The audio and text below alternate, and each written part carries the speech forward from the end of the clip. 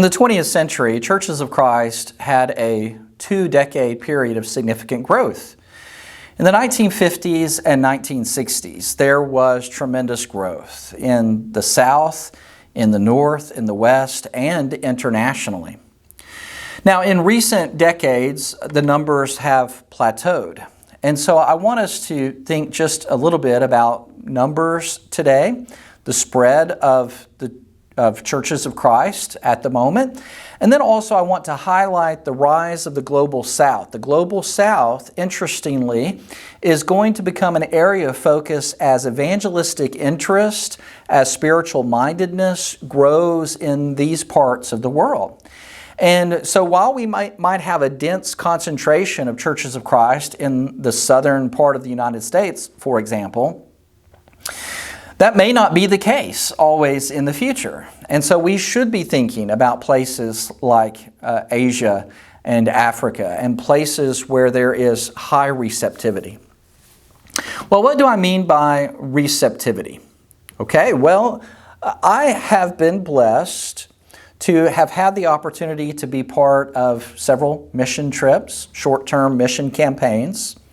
I went for a while to England. We were in Cambridge, where we conducted some classes about evidences for God's existence.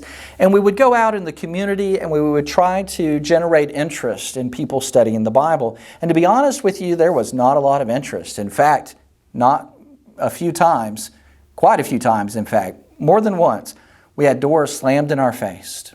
There was low receptivity, low interest. I guess we could say you've got centuries of religious corruption, and just generally speaking, people are just not interested in Christianity or learning about the Bible. That's a general statement. Not everyone is that way. You can find some genuine spiritually minded people, of course. But from a broad, general, or nationalistic perspective, the sentiment of society is just simply low receptivity or low interest in Christianity. I've also had an opportunity to be part of mission trips in Africa. I think of an occasion when I was in Tanzania. And we would go out and we would do the same thing we did in England. We would engage with people to see if they were interested in Bible study, if we could teach them about Jesus Christ. And we could set up Bible studies hand over fist. In other words, we had massive amounts of people who were interested in learning about Jesus and studying about the Bible. And so where I was, we would say there was high receptivity. So some places, some people, low receptivity. Some places, high receptivity. Now we need gospel evangelism in both places, of course. We don't ever give up on places like England or Germany. We're always looking for ways to have missionaries go and teach the gospel in those places. But we also need to capitalize on those places where you have high receptivity.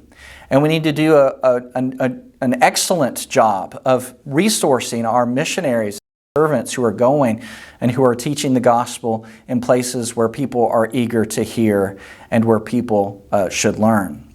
So I say all that in order to illustrate the fact that we really do need to be evangelistically minded. We really do need to continue to take seriously the Great Commission. To go, therefore, to all the nations, all people groups, baptizing them in the name of the Father and the Son and the Holy Spirit, teaching them to observe all that I've commanded you. And then Jesus says, "Lo, I am with you always to the end of the age." Let us never forget, let us never neglect the great promise of the Great Commission that Jesus is with us and will bring us peace and provision along the way. Well, as we think about the challenges of growth, we think of secularism or the growth of the nones, not Catholic nuns, but N-O-N-E. In other words, those that when asked, "What is your religion?" they will say, "None. I have no religion." And so you have folks who may not have any kind of latent Christianity. In other words, they may not have grown up being taken to Sunday school, and they may have a great deal of ignorance or illiteracy when it comes to biblical content. And so how do we engage with people that are so entrenched in secular matters? How do we help them to activate interest and critical thinking about spiritual matters? Well, I wish that were an easy question to answer, but it's not. But we don't stop looking for the answer, do we? We're always seeking to sharpen our ability to evangelize the lost. We're always looking for providential opportunities the Lord places before us to speak to individuals about faith in Jesus. I think one of the great parables of Jesus in Luke chapter 15, we have the story of the lost sheep, the lost coin, and the lost son. Remember, there's one sheep that's gone. He leaves the 99 and he goes in search of the one. Where's the one? Sometimes we say we want to save the world for Jesus. Well, that's great, but start off with one. Where's the one I can influence for Jesus? Where's the one I can teach the gospel? And of course, when that shepherd finds the one lost sheep, he tenderly puts it upon his shoulders. He brings it home, and there is rejoicing because this which was lost has been found. And then the woman loses a coin in her house. She loses money. It has intrinsic value. Every soul matters a lot to God. And she sweeps the house. She undertakes a diligent search. And when she finds that lost coin, she tells her neighbors, and there is great celebration because that which was lost, which was valuable, has been found. It has been recovered. And in the parable, Jesus is really priming the pump for the major part of the story of the lost son, or the prodigal son, the wasteful son.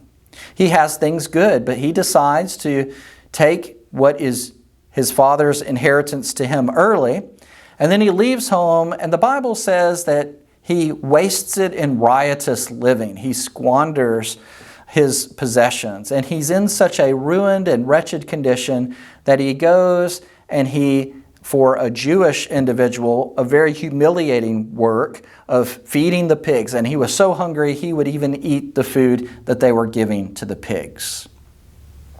But in a beautiful portrait of repentance, the text says that when he came to himself, he remembered the blessings of his father's house.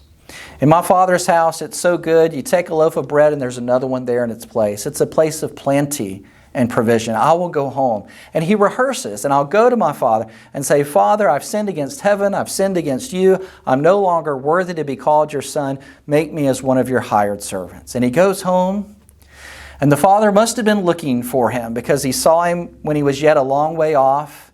And the loving father runs and embraces the son, the prodigal son who has come home. And the son begins his speech, Father, I'm not worthy to be called your son. Make me as one of your hired servants. And the father doesn't even let the son finish the speech because he embraces him, calls for the signet ring, the cloak and shoes.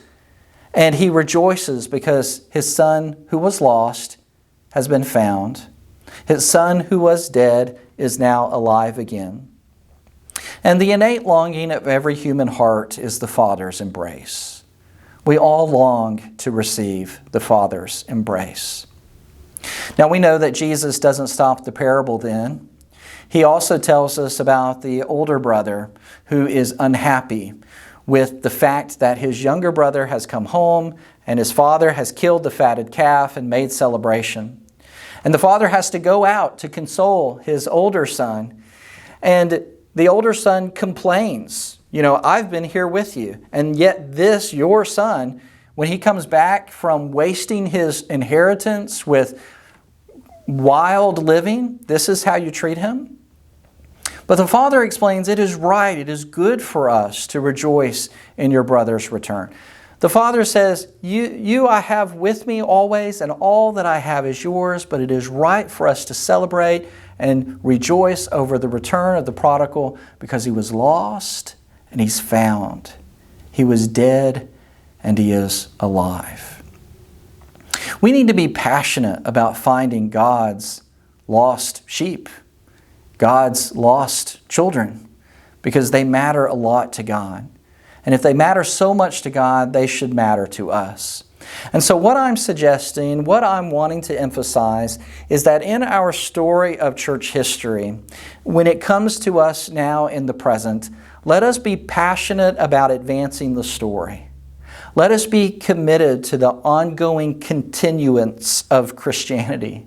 Let us model faith in our young people, our children that grow up, and they learn about Jesus first and foremost by watching us. And let us go forward trying to teach our neighbors and our friends and our coworkers and our family members about commitment to Christ, discipleship along the journey, and a loyalty to the church, which is the body of Christ. Every generation needs to be taught the first principles of the gospel. Every generation needs to be taught that they stand in a long tradition, part of a great legacy of ongoing faith. We stand upon the shoulders of those that have gone before us, and we are tasked with continuing the narrative, advancing the story, not alone, but in community, by the strength that God provides, with His blessing and grace and favor, and as we look with deep anticipation for the imminent return of Jesus Christ. We are tasked with the teaching and the telling of God's story. And let us be faithful in our role, in our part that we play in the story of church history. I'm so thankful that you have been part of this class. We're going to have another session or so and do a little bit of review because we've covered so much time. We've covered such a span of history. I want to be sure to do a little bit of review and highlight some of the key components and to also give you a word of encouragement going forward. And so as we draw near to the end of the class, I just want to say thank you for your hard work and your commitment to study. And we look forward to taking what we've learned and going forward with it for the glory of God and for the advancement of the church.